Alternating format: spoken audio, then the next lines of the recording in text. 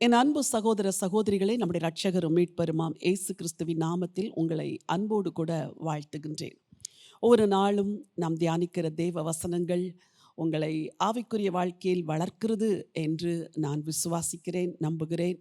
இந்த வாரத்திலும் சில முக்கியமான காரியங்களை நாம் தியானிக்கப் போகிறோம். உங்கள் இருதயங்களில் ஏராளமான கேள்விகள். இந்த கேள்விகளுக்கெல்லாம் ஆண்டவர் பதில் தருவாரா?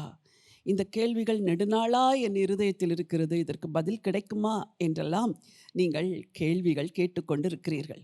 உங்களைப் போலத்தான் வேதத்தில் பலரும் மனதில் கேள்விகளை சுமந்து கொண்டு தேவனிடத்தில் வந்து, ஆண்டவரே என் கேள்விகளுக்கெல்லாம் பதில் கிடைக்குமா என்று கேட்ட பொழுது அவருடைய எல்லா கேள்விகளுக்கும் ஆண்டவர் பதில் கொடுத்தார். இந்த வாரத்தில் வேதம் முழுவதிலும் பரிசுத்தமான்கள், தேவனுடைய பிள்ளைகள் ஆண்டவரிடத்தில் கேட்ட சில கேள்விகளை குறித்து நான் தியானிக்கப் போகிறோம்.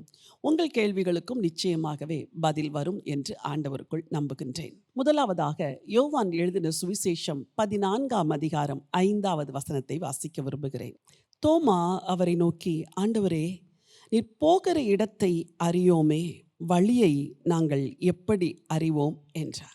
இந்த வேத பகுதியிலே ஆண்டவர் தான் இந்த பூமியை விட்டு பரலோகத்திற்கு, பிதாவின் வீட்டிற்கு செல்லப்போவதை சீஷர்களோடு கூட பகிர்ந்து கொள்ளுகிறார். அப்பொழுது ஆண்டவர் சொன்னார், நான் போகிற வழியை அறிவீர்கள், நான் போகிற இடத்தையும் அறிவீர்கள் என்று.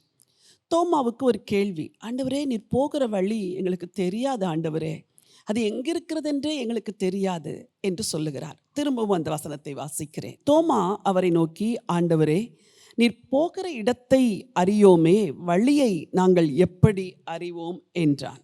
இன்றைக்கு வாழ்க்கையிலே பலருக்கும் போகிற இடமும் தெரியவில்லை, வழியும் தெரியவில்லை. நாளைக்கு ஒரு குறிப்பிட்ட பிரச்சனையை சந்திக்கப் போகிறீர்கள், அது எப்படி சரியாகும் உங்களுக்கு தெரியவில்லை.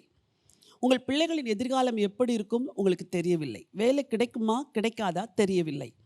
இந்த வியாதி சுகமாகுமா சுகமாகாத தெரியவில்லை. வாழ்க்கையில் இதை போன்ற பல கேள்விகள் உங்களுக்கு இருக்கிறது. இங்கே தோமாவின் கேள்விக்கு ஆண்டவர் பதில் கொடுக்கிறார். பதிலையும் வாசிக்க விரும்புகிறேன். அதற்கு இயேசு, நானே வழியும் சத்தியமும் ஜீவனுமாய் இருக்கிறேன், என்னாலே அல்லாமல் ஒருவனும் பிதாவினிடத்தில் வரான். தோமாவின் கேள்வி, நீர் போகிற இடமும் தெரியாது, அதன் வழியும் தெரியாது. ஆண்டவர் சொல்லுகிறார், நானே வழியும் சத்தியமும் ஜீவனுமாயிருக்கிறேன். தோமா, உனக்கு வழிதானே தெரிய வேண்டும், நான் தான் வழி. நீ என்னை சார்ந்து கொள்வாய் என்றால், என்னை பற்றி கொள்வாய் என்றால், என்னையவே உன் வழியாய் கொள்வாய் என்றால், நீ போகிற இடத்திற்கு சென்று சேருவாய் என்று சொல்லுகிறார். போகிற இடம் என்ன? இயேசு கிறிஸ்து சொல்லுகிறார், என்னை அல்லாமல் ஒருவனும் பிதாவினிடத்தில் வரான். என் அன்பு சகோதர சகோதரிகளே, உங்களுக்கு வாழ்க்கையில் பல லட்சியங்கள் இருக்கலாம். பெரிய செல்வத்தை அடைய வேண்டும், வீட்டை கட்ட வேண்டும், ஆஸ்தியை சம்பாதிக்க வேண்டும், நல்ல வேலை கிடைக்க வேண்டும், நல்ல வாழ்க்கை கிடைக்க வேண்டும், எல்லாம் உங்கள் ஃபோக்கஸ், உங்கள் கோல். ஆனால் அதுவல்ல நீங்கள் எட்ட வேண்டிய கடைசி எல்லை. அதையும் தாண்டி ஒன்று இருக்கிறது, அது பிதாவின் வீடு. இந்த அதிகாரம் துவங்கும் பொழுதே, என் பிதாவின் வீட்டில் அநேக வாசஸ்தலங்கள் உண்டு என்று ஆண்டவர் சொன்னார். அப்படி என்றால் இந்த உலகத்தில் ஒவ்வொரு மனிதனும் தனக்கு ஒரு லக்கை வைத்து ஓடினாலும் அவர்கள் அடைய வேண்டிய கடைசி இடம் ஒன்று இருக்கிறது, அது பிதாவின் வீடு, அது பரலோகம்.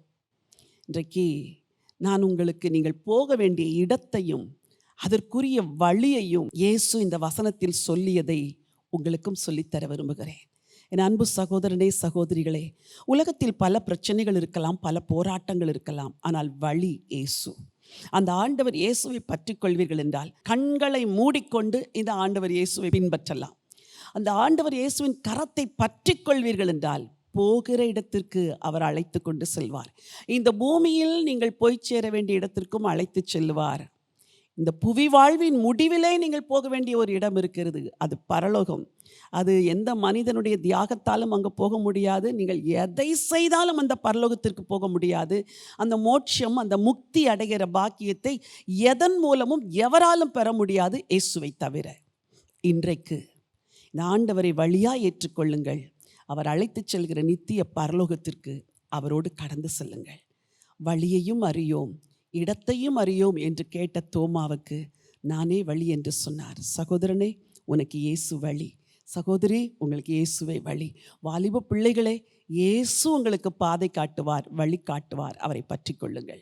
ஜீவனுள்ள தேவனே, நல்ல ஆண்டவரே, நானே வழியும் சத்தியமும் ஜீவனுமாய் இருக்கிறேன் என்று சொன்னீர். உங்கள் ஜீவ வார்த்தைகளுக்காய் நன்றி. உம்முடைய பிள்ளைகளுக்கு வழிகாட்டி அவர்களை வழிநடத்த வேண்டும் என்று சொல்லி ஜெபிக்கிறேன். எல்லாரும் பல லக்குகளை வைத்தாலும் முடிவில் போக வேண்டிய ஒரு இடம் பிதாவின் வீடு அப்பா. அங்கே எல்லாரையும் அழைத்து செல்லுங்க. உங்களை நம்புகிற பிள்ளைகளை அழைத்து செல்லும்படியா ஜெபிக்கிறேன் இரட்சகர் இயேசுவின் நாமத்தில் பிதாவே, ஆமென். பிரியமானவர்களே, ஆண்டவர் இயேசுவை வழியும் சத்தியமும் ஜீவனுமாயிருக்கிறார். அவரை பின்பற்றுங்கள், பரலோகம் சென்று சேர்வீர்கள். இந்த நம்பிக்கையோடு இந்த நாளை துவங்குங்கள். இந்த நாள் ஒரு வெற்றியின் நாள். God bless you.